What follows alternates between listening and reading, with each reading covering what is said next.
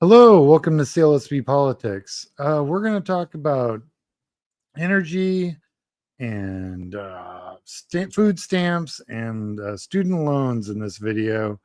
So I put them all three of these together because it's kind of just impacts the home and real kitchen table kind of issue.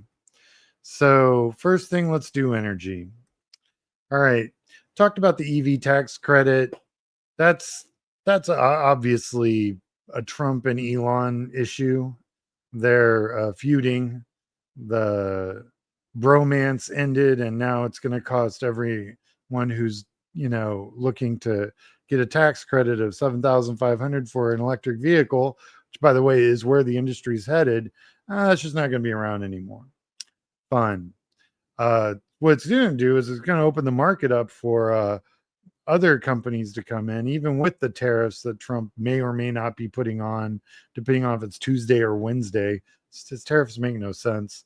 There are going to be other foreign countries that are going to come in and swoop into our EV market and do quite a bit of damage. This is the kind of stuff that, when the economy does downturn, and it will, this is the kind of stuff that will make car manufacturers fold.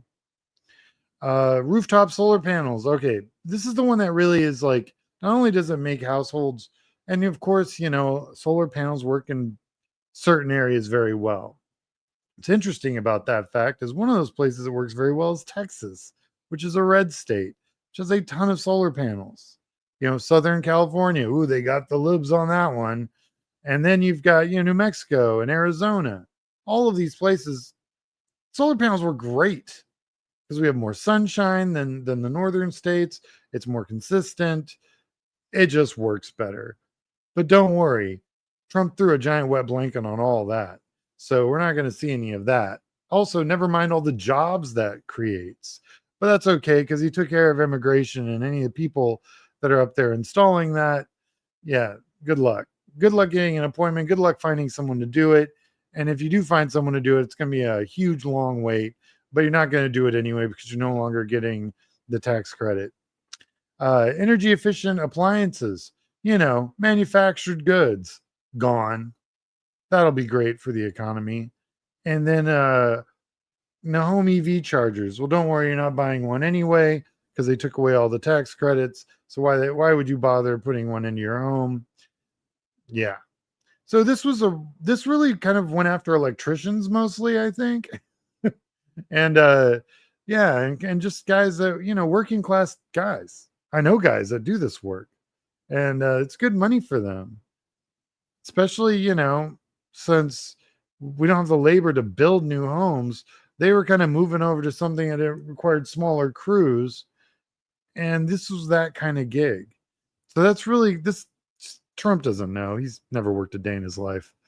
Let's talk about food stamps for a second. Okay. So this is going to require certain states to share food stamp benefit costs. Um, and this payment error thing, which is really just nonsense. It's going to basically throw a lot more. It's, from what I understand and what I've been able to read, this is going to be a huge impact in the the the food pantries. Like, it's something like one out of every $50 or something is all they're going to have left. So the other $49 are usually come from these programs. What's also really interesting, there are farmers that get paid to grow food for these programs, no longer getting paid.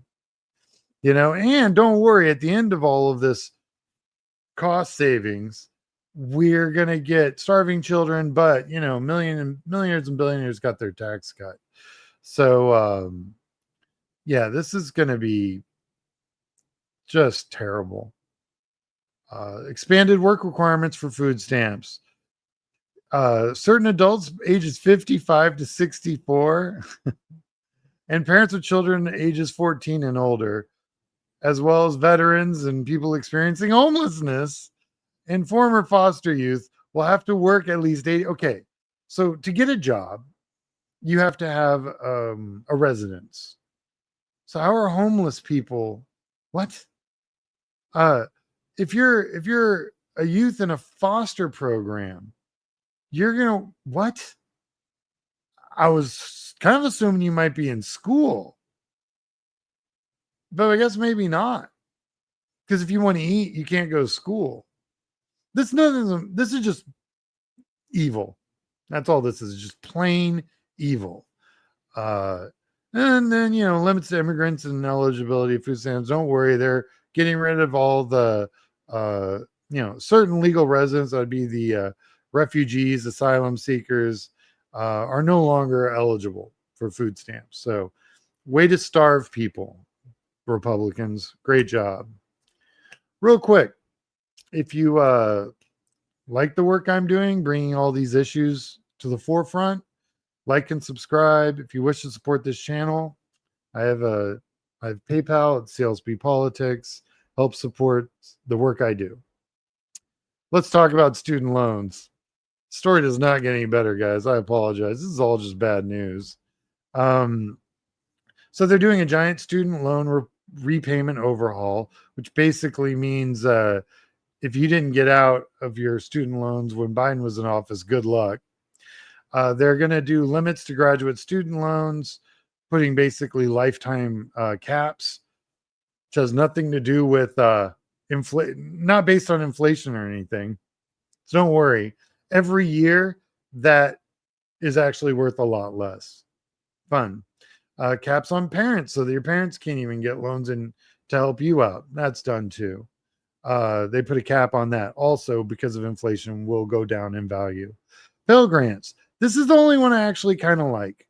It makes students in short-term job training programs eligible for Pell Grants. We're going to need them.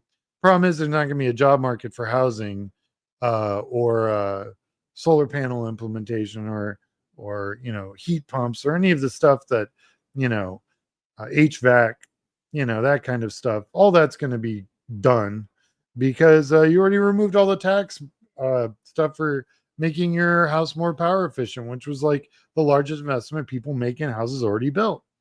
So all those students that are going to have all these Pell Grants are going to, walk into a market that's just not going to exist, or it's going to be incredibly anemic. And then they're going to eliminate certain deferments on student loans, basically saying, oh, if you're struggling financially, too bad. That means people are just going to go off the grid. They're going to, default on their student loans. This is not going to solve any problem, especially as the economy gets worse. I'm going to talk about that in a future video. It's already started. This last quarter was our first negative quarter since the pandemic. That's going to continue. So, this should really work out well for the GOP. Well, like and subscribe. Again, if you wish to support this channel, I'm not monetized by YouTube at all. So any commercials you saw in this video, I didn't see any of that money. God, Lord knows what they're trying to sell. If you wish to support me, I'm at PayPal at CLSP Politics. All right. Have a great day, everybody.